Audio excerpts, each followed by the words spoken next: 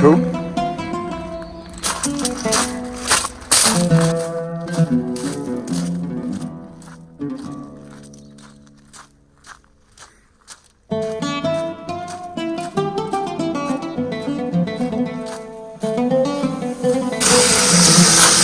Little tip of the day, look, goes in, round, points downwards.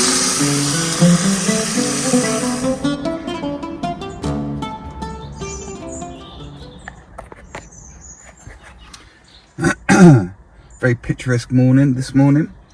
I'm waiting for the builder to turn up. It's one of those places where there's not a number, and I'm pretty sure he told me it is the name of this place. You know, they're always difficult to find on in the mornings, aren't they? Whatever. If you know you got a postcode, you got the name of the house, you know it's going to be kind of like a large property because it doesn't have a number. And then you have to search. So there's no real way of working out. So, oh, I'm at number 10 here, I need to be at number 50, so it must be further on. You know, they're all different names, so you have to stop and read the name of every property. Then you go, is this the one you told me? And I've got to admit, information goes in one ear and out the other. This is why I quite often are using WhatsApp and stuff. I said, look, just message it through to me, and like, stop talking to me about the job. Message me all the information, and I've got the information in, and when I need that information, then I'll access it. You're telling me this 2 days before I got to go there. I've got to remember then what the name of the house is, and I was going down, what was it? And then I think, yeah, that was it. That's what he told me. So yeah, because I'm obviously doing small jobs more often than not, because I'm by myself, and you know, I used to do all that stuff, but I just pick off these nice little kind of easier jobs, if you like. I'm too old to be taking on massive jobs where you're there for 2-3 weeks and out. If I'm on a job for more than 2 or 3 days, that's quite a large job for me. So yeah, I'm in with so many people's projects, and I have to learn about this. As mates go, okay, the plumber's coming in on this date, this guy's doing this on this date, we need you there on this day, right? So I'm balancing my diary to fit in with all these tiny little small projects. So I've got a lot of people talking to me about a lot of different jobs, and then when it comes down to it, I have to remember what job somebody's been talking to me about. And I was like, so yeah, some builders are like to phone me up, tell me all about it, where it is and all that. I didn't even really get the address here. He didn't tell me the name of the road. He just told me whereabouts it was, and it's just lucky I knew the area. And I was like, all right, I'm not sure if I've been down this road. Well, I haven't been all the way down this road, but he explained where it was, and I think I'm in the right place. I've tried calling him, but he's not answering, so I can only assume he's driving here now. So yeah, yeah, I'm waffling on, I know. I'm going to try and get this video done and edited today, and it's going to be another secret. This is one step beyond, because I got yesterday's video done before I had to pack, because I'm going on holiday. I'm off to the airport. I think I'm flying out from Gatwick. I don't know, I let the missus deal with all that. It's normally Gatwick. But we're flying pretty early in the morning to go to Italy, Sardinia. I've never been to Italy, and Sardinia is like quite a large island off the mainland there. And if you're familiar with the guy Cole Pilkington, you know, Ricky Gervais' mate and all that, he did some really funny programs called An Idiot Abroad. I really enjoyed watching them. Anyway, I always remember Cole Pilkington saying that one of his favourite places to go is Italy. So if he recommends it, I reckon it should be good. And I've seen some pictures and stuff. It looks lovely, so I'm sure it will be. But so I need to get this job done and smashed out, get home early, get this edited. So I don't know what the edit's going to be like on this. Get it edited well quick, get it rendered, get it uploaded to YouTube, and then scheduled to appear, I think probably on Thursday evening. So if you're watching this on Thursday evening, I have been successful. Right, hopefully this build will turn up soon and we can get in and have a look at the job. Okay, so here we are inside the job that I haven't seen, only described to me. And there was one little detail, well there's a couple of details actually, that the builder left missing. Lift the screen out. He scrimmed the ceiling for me, which is handy. It's hard to see when they're white scrims, but there they are. But what is that there? I mean, there's no way you're lifting that. That's a piano. Yeah, alright. forgot to mention there was a piano in the room, but apparently it can take my weight, and I'm being given permission to kneel on it to get that corner over there. So, and I've already tested it out, so we can. Right, all we got to do is the ceiling, which is fairly sizable. Let's have a 1, 2, 3, 4, 4.5, 5, 1, 2, pretty much 3.5, 4.5 by 3.5. So we've got the ceiling, and then this one wall. He said he's prepared everything. So he's not taking, well, the radiator hasn't come off, so we're gonna just have to feather in around there best we can. And he's put the beads up for me. Oh, also he didn't mention this picture rail. It would have been better if the whole thing went across for me, but we got to get in and make sure we keep this detail really nice. Okay, it doesn't matter on the top so much, although we will do that below. These are like dust traps up here, you know. So yeah, we've got to keep a nice edge here, and we've got to come into this profile and stuff. He's scrimmed up some cracks, and he's put the beads up for me. Now, I've obviously had to prepare this. I haven't shown you, but I've put a mixture of PVA and SBR over these walls already, not by design. I just had a little bit, tiny little bit of SBR in my tub, and then he had a tiny bit of watered down PVA, so I just mixed them together, and we got this like PVA/SBR primer, which is dried up. And of course, you need to prime up paint. You know, it's not going to stick. It might do, but it's not worth chancing it. Yeah, if in doubt, always PVA or SBR. Okay. So yeah, look, he's done these beads. He's bonded this out, but look, it's giving me quite a nasty corner. So that is a nasty corner, mate. I'm going to trouble with that, and then we've got this one going on. So what happens is, if you've got corners like that, you come and bring your trowel, and of course it leaves that and goes there, and then you get a massive great big jadder line through there. So because we're using the larger 20x5 carbon steel trowel, and these are stuck, and he's put screws in it, he's got clamp nails in it, he's stuck them, and I haven't got any beads. Could probably pop these off and redo them, but look, I've got 20x5, so what I'm going to do, I'm going to have to make these corners up a little bit by hand and just feather it in, same as this one here. I bet you can see a little bit better. Look, I'm going to have to just make these corners up, and because it's such a large trowel, I can do that. And also, it's a bit of a farmy sort of place here, so I don't think a little bit of bend here and now is going to be out of character with the rest of the property. Now obviously this ceiling has been reboarded. I don't know what the story was, why it's been reboarded. I can only assume that the old ceiling failed. It might have been lava and plaster. There'd be more dust up there than that if it was lava and plaster. But I don't know if it comes out on the, it does a bit. We can see all these timbers, because you can only go to the timbers, but we can see by getting up here and casting our eye down, there's all sorts of warps. This ceiling is swirling around all over the place, you know. There's a dip there, look, you can see it on the scrim. If it was a different colour scrim, you'd probably notice that, but I can see that. See this line is going up and down, up and down. It's really showing me where the contours are, and they're all over the place. So let's stop rabbiting on and crack on and get this on and then go to Italy. Okay, so we've pretty much got everything that we need in this room. Got my 20x5 carbon steel, got my stainless steel Rafina Flex 2 for finishing off and polishing off right at the very end. A couple of wet brushes and my bucket scoop and my hawk, and of course my bucket and some plaster.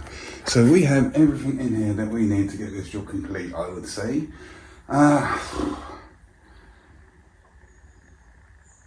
I don't know. I think I'm just going to put the camera in the corner and just play this out. I'm not going to do much editing. Put some music on it.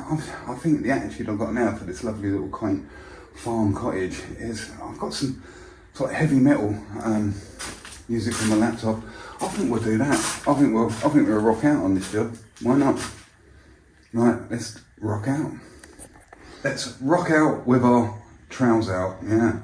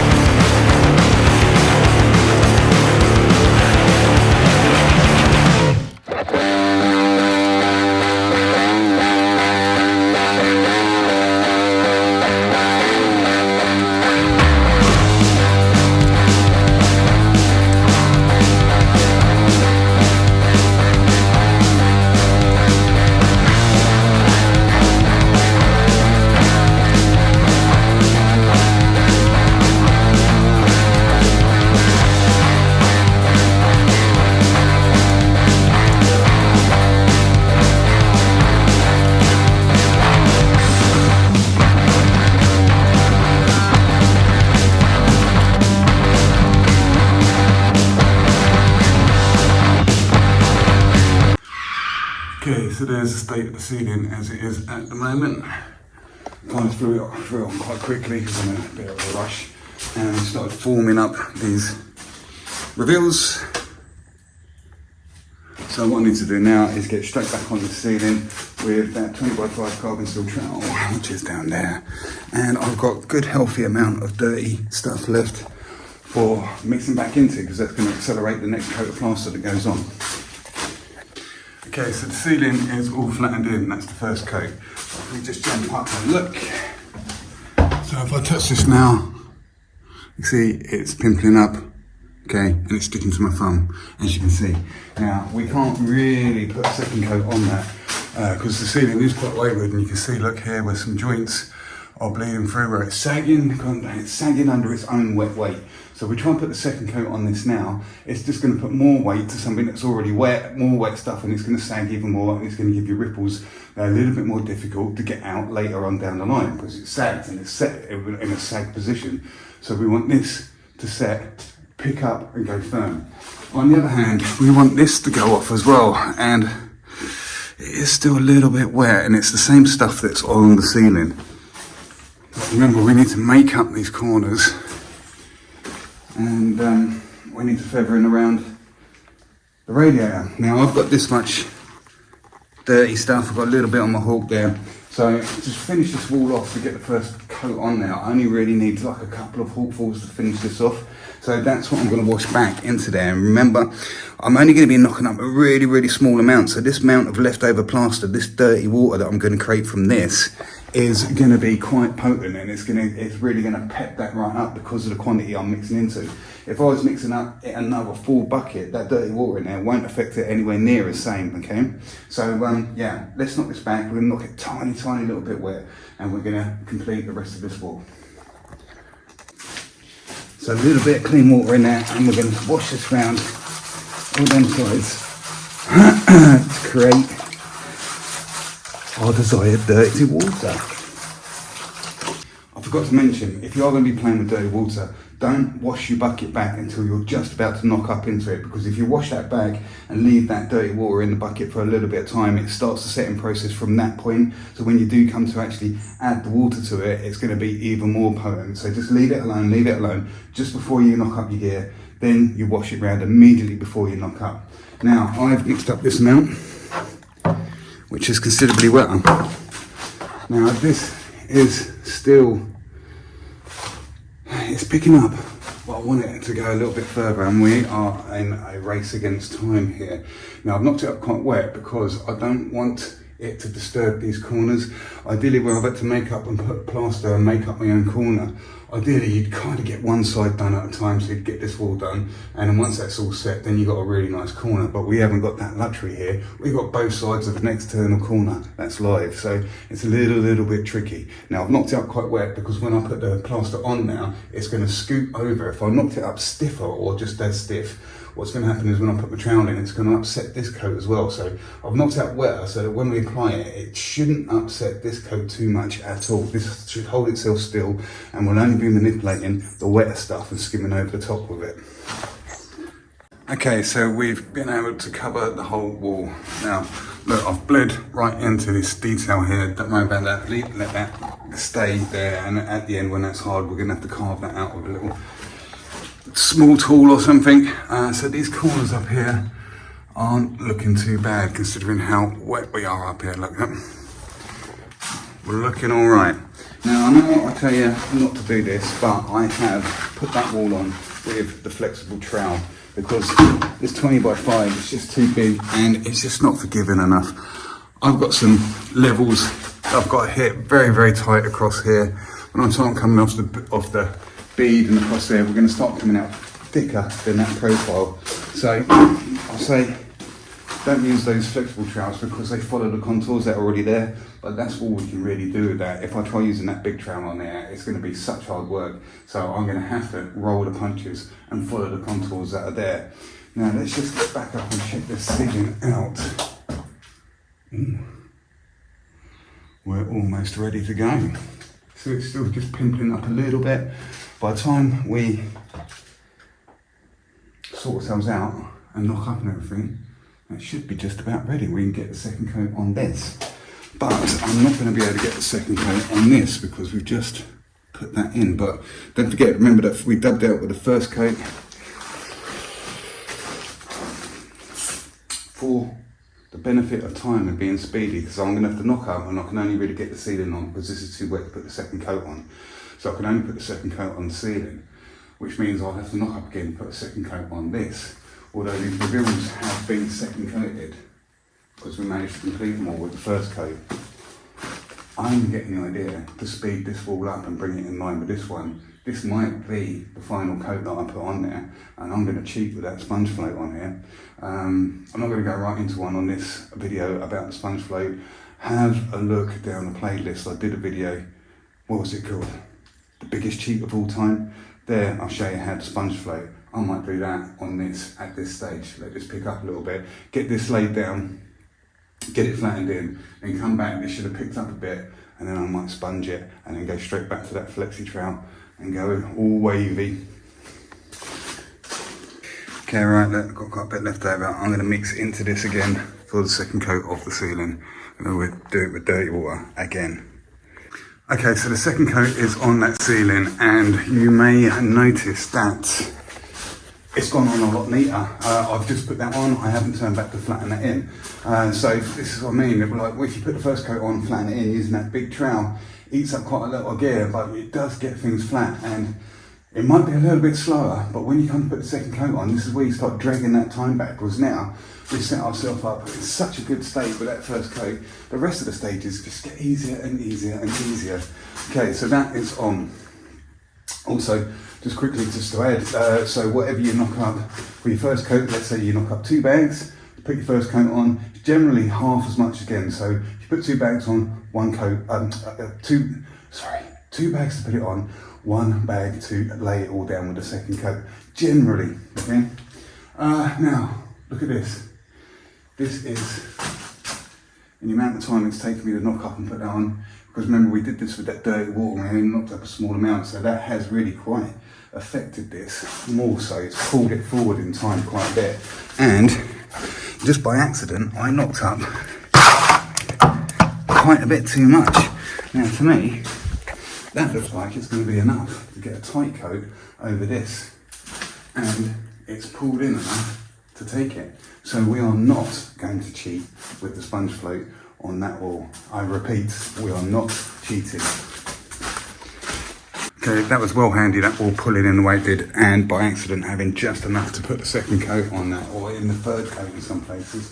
Right, now we need to get back on the ceiling and start flattening it in. This is going pretty well for us. This is what these reveals look like at the moment. This is the corner that we made up there, if you remember. And as far as time is going, we've got this pretty much bang on. And as soon as I finish on this wall, it's time to get back across the ceiling, you know. It's had 1 wet trowel, it's ready for a second one now with a 20x5 carbon steel. And by the time I get across there, this will be ready for another trowel. Then I can start getting tools out. So we are pretty much working, getting our timings absolutely perfect on this job, which is a little bit lucky as well. I can't play, it was all completely planned. That last little hit at the end, just laid that down, really did help us out. Yeah, that's the way it goes, isn't it? So we are looking pretty at the moment.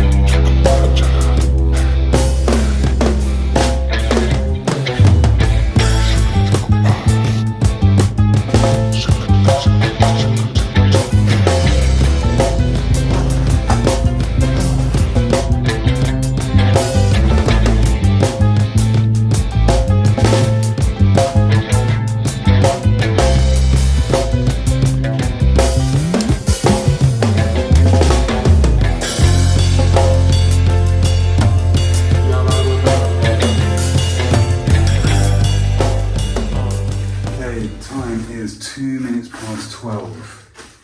And we got out the van at pretty much bang on 8 o'clock this morning. So got out the van 8 o'clock. And we're done. We're done. It's 2 minutes past 12. We are done. So yeah, I'm quite pleased that we managed to speed this along as much as we did. So we remember those nasty beads that were there before. This is what they look like now.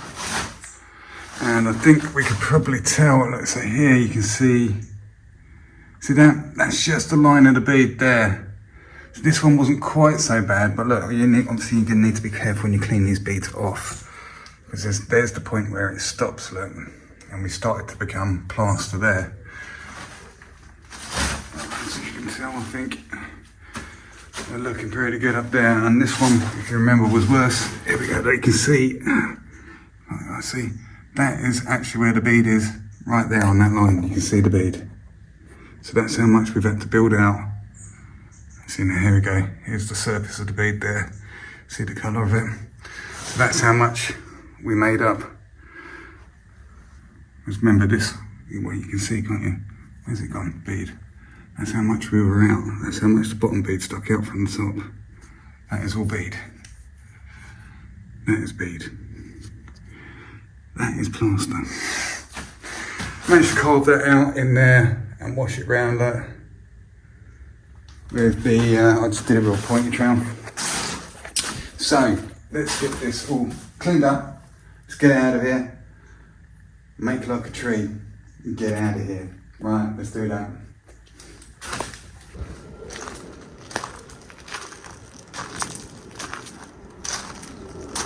Go on, chick.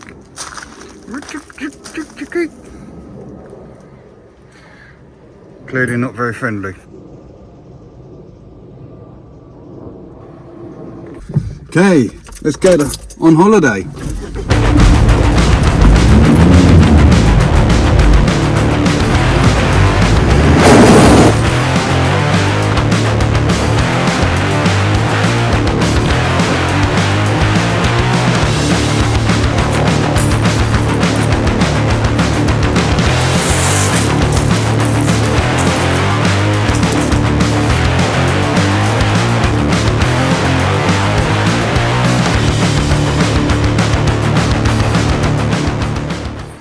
So there you go, we got it done. We did it. We got the job done, we got it edited, and then I need to get it rendered, and then I can have a shower and stuff, and I can go to Italy. So guys, thanks for watching this week. I'm definitely in Italy right this moment, unless, of course, the plane crashed or something, and I'm in the middle of the Mediterranean Sea, holding on to a piece of wreckage. Let's hope that doesn't happen. Okay, this is the last one until next week, but yeah, see you soon on the next video when I get back from Italy. I've got a job to go straight into straight away. I haven't seen it yet, I've just been told about it, but I'm sure we will find out what that is in due time. Don't forget to come over to the Facebook group Plaster74, because it's so much easier for me to reply to your messages on there. It's really clunky on YouTube. I've been saying this on the last few videos now. Do come to the Facebook Plaster Master Smurf 74, okay? Because I sometimes I'm trying to keep up with them, but sometimes I miss a reply to a reply. So I see a comments come, I reply to it, but then when you reply to my reply, it doesn't give me a notification that happened, and I have to kind of find it and click something else and go, show me the replies to the replies. I'm like, mate, it gets so confusing. Anyway, to do that, come over to the Facebook group if you want to chat with me and other plasterers. There's loads of us on there now. Right, see you soon, see you on the next video. Take it easy.